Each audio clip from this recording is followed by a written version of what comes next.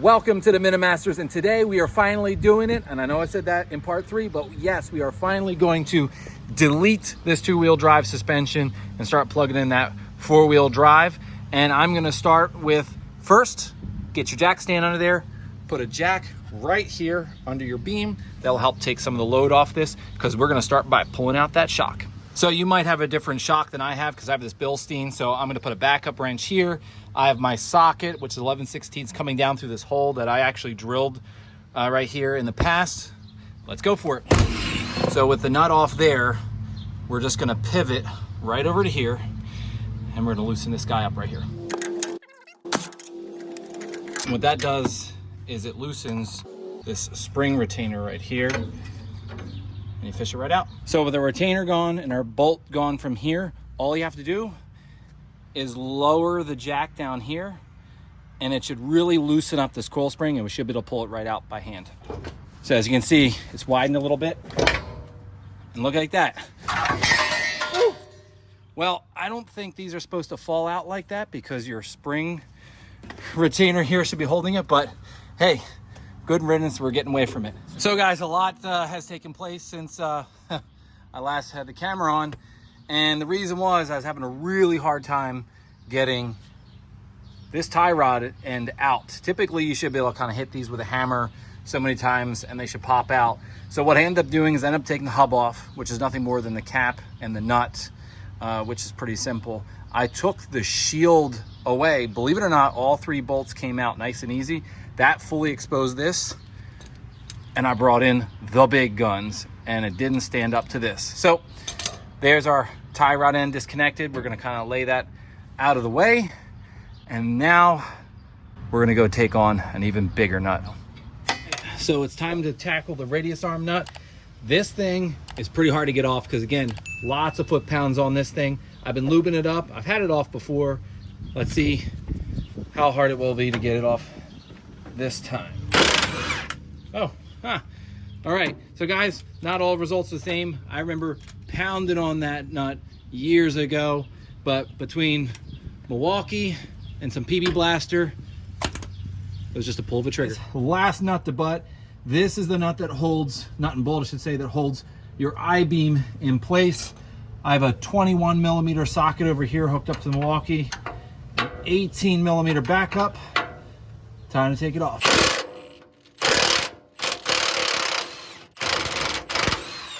So from here on out, guys, what we're gonna try to do is I'm gonna try to spin this bolt and actually kind of unscrew it.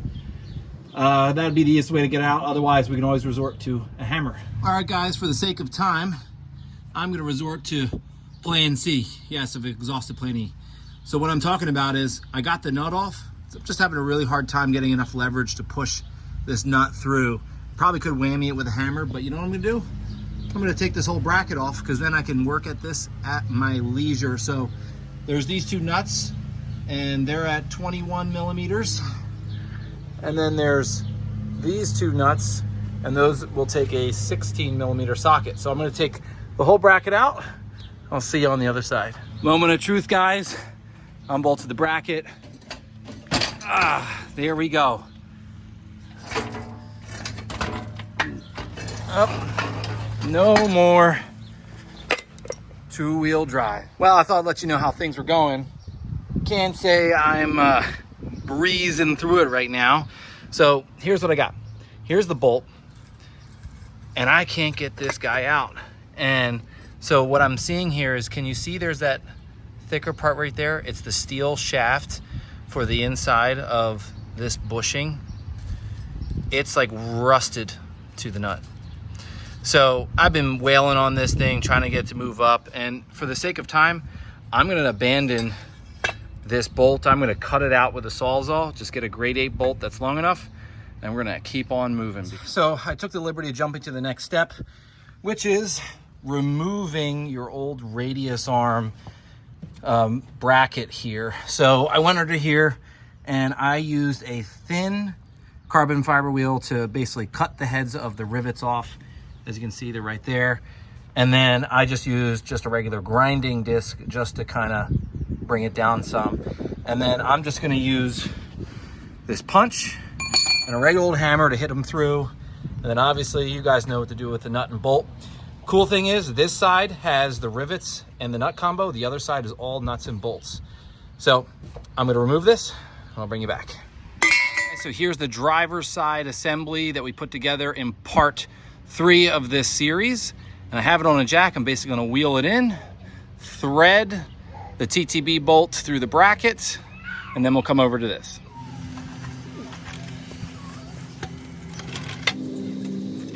Guys, so as you can see, just using my jack, I got it this close. Now just to knock her into place and then see if we can thread our bolt. And with a little finagling, I was able to get my bolt all the way through. So now to thread the nut on. The torque spec for this is 79 to 107. So lots of wiggle room in there for torquing that one down. All right, guys, so we're here to install the Heim joint. As you can see, I've unthreaded it, even though it was threaded in there previously. Well, that's because according to the Deathloop Motorsports directions, they recommend that you put anti-seize on the threads. So I just put them in there so that you can preserve the adjustability over time. They also recommend that you put a little anti-seize on the misalignment spacers, which I assume are these. Now, as far as adjustability, they say you should bottom out the Heim joint, so screw it all the way in if you want this stock positioning of your wheel. Now, if you're trying to push your wheel a little bit further out, say you're running like a 35-inch tire larger and you want some more clearance inside the wheel well, they said you can adjust it out. You'll just have to cut some more of the bumper out. All right, so we got all the anti-seize on. Put our bolt in there. And then we got a nut and washer for the other side. Again, there's no torque specs provided, but I'm gonna stick with that 100 foot-pounds that I've been doing for all the other bolts. I'll get it tightened up and we're on to the next thing. So I'm gonna install the coil spring first. And the reason for that is I want to take the jack away because the jack is holding up the suspension. Once the spring's in, it will do it for me. Now, I'm not doing the shock first because that's not what a shock is supposed to do, and you can damage it by like overextending it. So first up, we install our king stud. Next is the lower spring perch. Now, there are 2 different sizes on a 4x4 truck.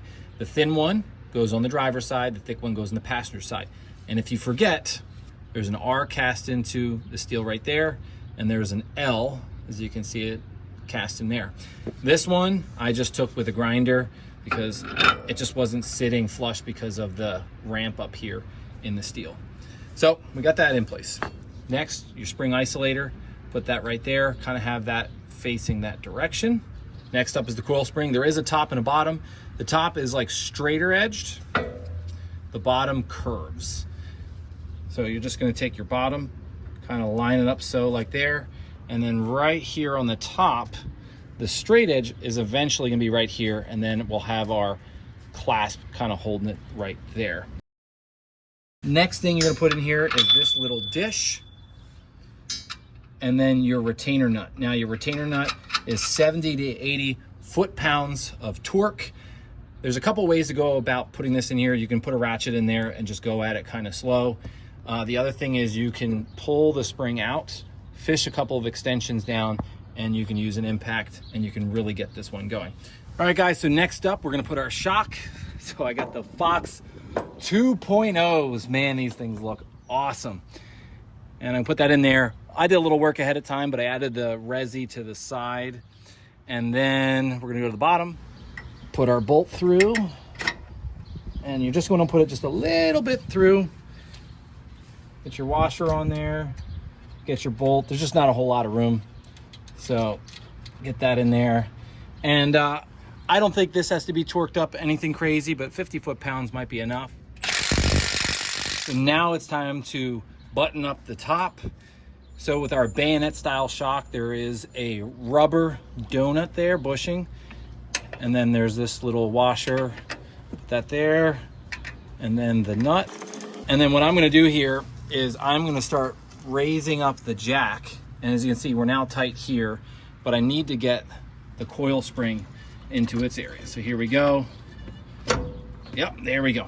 So now as you can see, this was already tight before this was, and that's why I don't like to strap in the coil until I have the shock in place, because then otherwise I have to pull down the shock and try to get it up through the hole.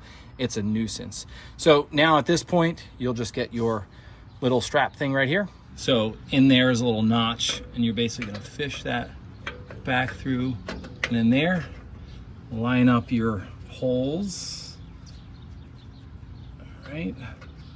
Thread your bolt through. Now, on a stock truck, normally it's the tower is threaded and it bolts right through, but the nuts rusted so many times I kept breaking them off, so I actually drilled the hole through. That way I can do a nut and bolt on either side like this. So I'm just gonna tighten this up. This is kind of a hand tight type of jobby. And then up here, I'm just gonna reach down through here, tighten that one up as well. I usually do that until the gap right here kind of disappears. Knuckle time.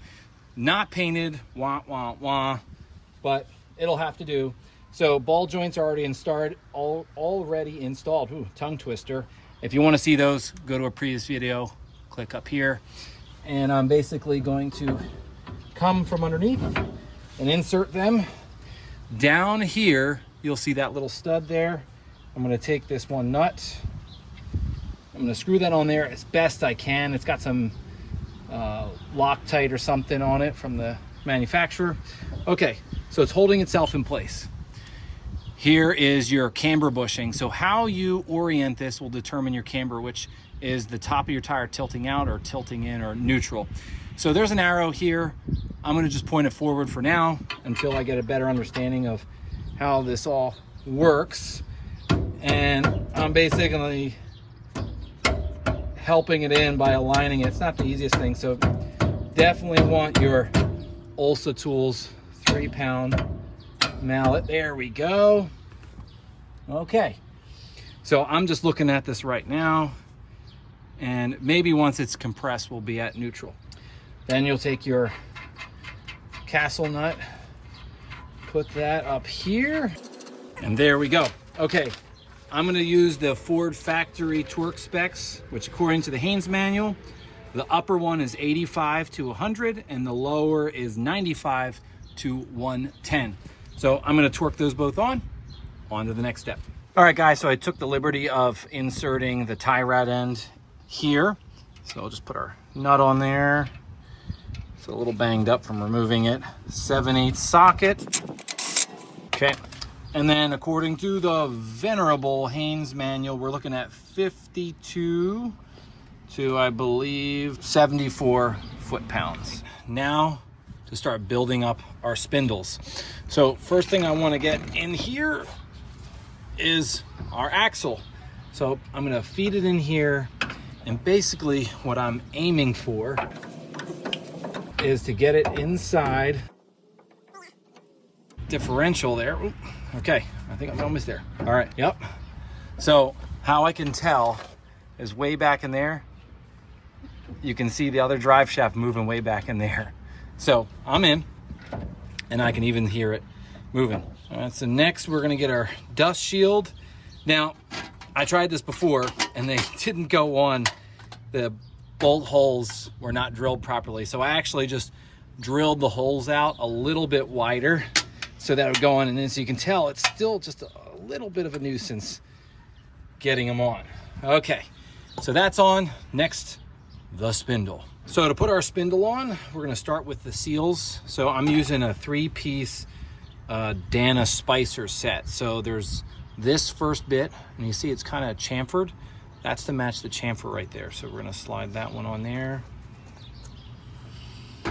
And then there's this one here, which there's kind of like a springy cup thing, and then a flat portion. So we're just gonna kind of put that one on like so. And then down here on our spindle, there's this other piece. So I'm gonna put the lettering face up. Okay. And then we're gonna slide the whole thing on there. And we use a couple of taps with a hammer, kind of get it set. So at this point, I wanna get this snug against the knuckle, and then I'll put all these nuts on. And these nuts are put down with 35 to 40 foot-pounds of torque. So guys, I wanted to bring you back because I wanted to give you the keys to the kingdom, the secret sauce. So when I went to go put this on, I made it sound so easy, like, oh, it's gonna go on and that's it. But believe it or not, I got hung up. I could not get it to seat. And you know, I can only put these on at 40, foot-pounds. So I was stuck. Well, what I did is I looked at this edge and you can see there was rust and pitting. I took a Durablock sanding block with some sandpaper and went all the way around. And let me tell you, this thing goes on like butter. Hold on, I'm just putting my seal back on here.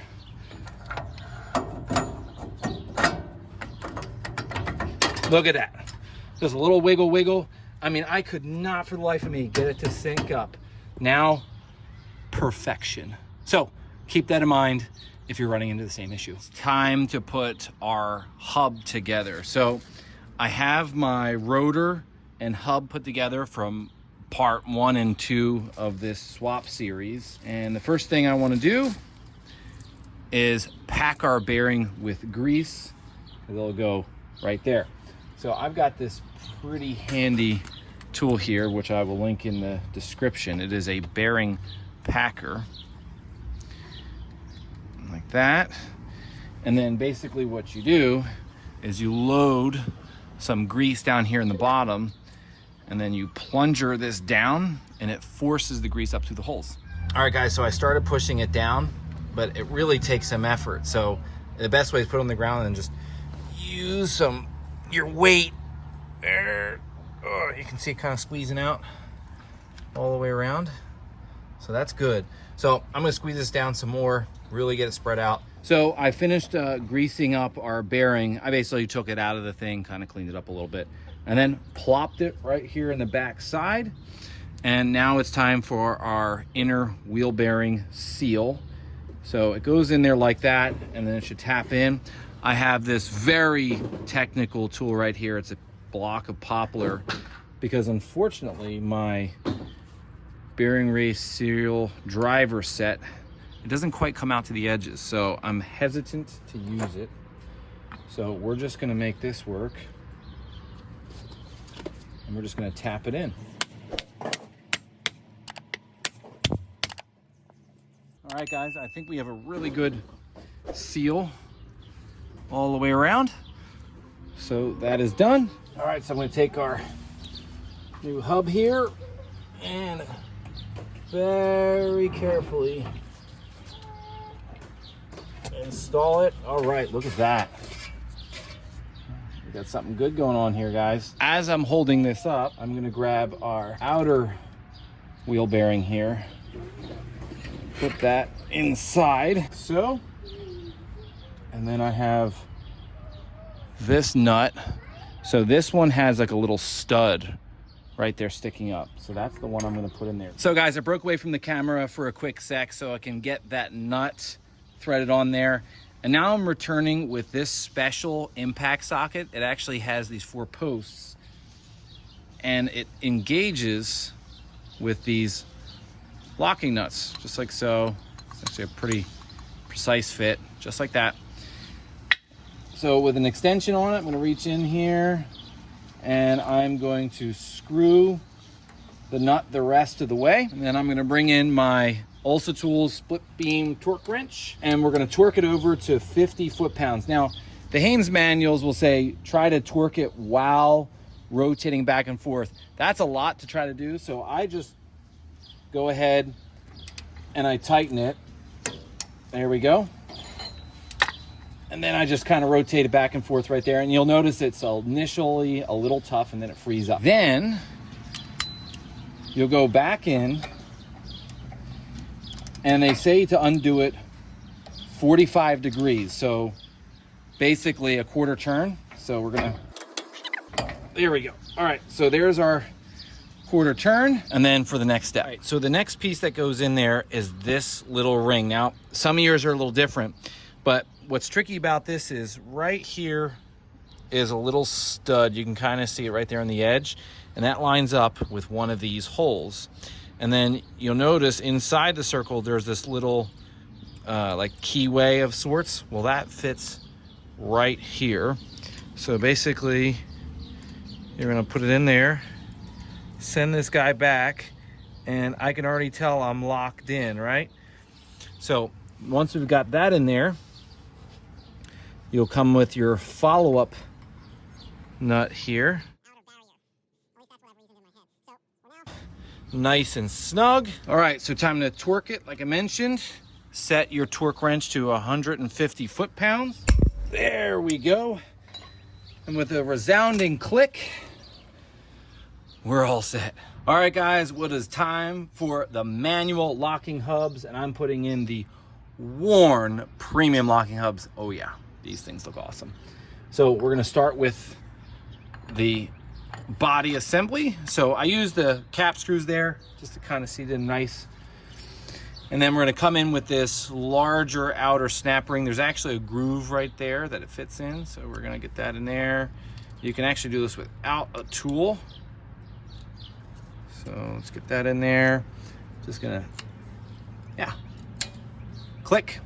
Then we're gonna put in our snap ring. All right, so our snap ring's on. I didn't show you how to do it necessarily because, well, believe it or not, my set of snap ring pliers, the little tips were too big to fit into the hole. So I did something kind of weird and I used a screw and I just pulled it. Oh, got it on.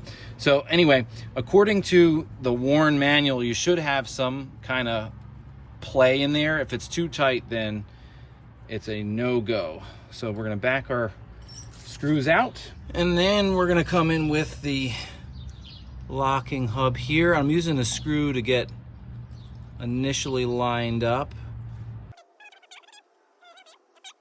Pretty straightforward. I'm gonna get them all in there snug, and there's actually an O-ring right here around the edge which will kind of seal everything up, but I'm just gonna go ahead and push that in there. I'll put all these in and I'll bring you back.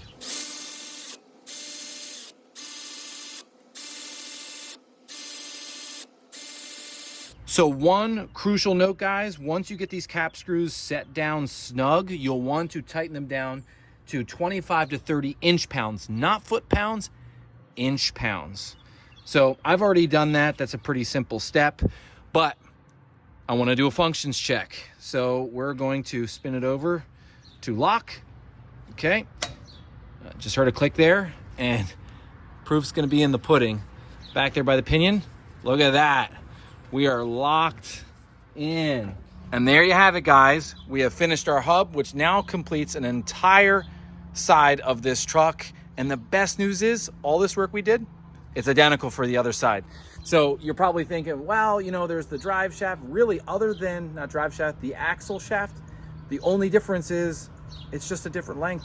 Inserts all the same, all the work's the same, okay? So there are two things that won't be covered in this video. So one, this kit does come with limit straps, and so they bolt here, and then you do some predetermination to find out where on the frame it gets bolted. I'm not gonna cover that one in this video. It's kind of a separate topic, even though it is part of the kit. The other thing that won't be covered in this video is converting to this style of like pin caliper. So it's not a bolt-on caliper, it's like the slide pins. That will be a separate video. And then last thing I'm gonna leave you with is everything you've seen in this video, tools, parts, the kit, all that will be down in the description so you can find it. I will have follow-up videos to discuss all the things about this. Otherwise, I really hope you enjoy this. You try it yourself. It's been an awesome journey. See ya.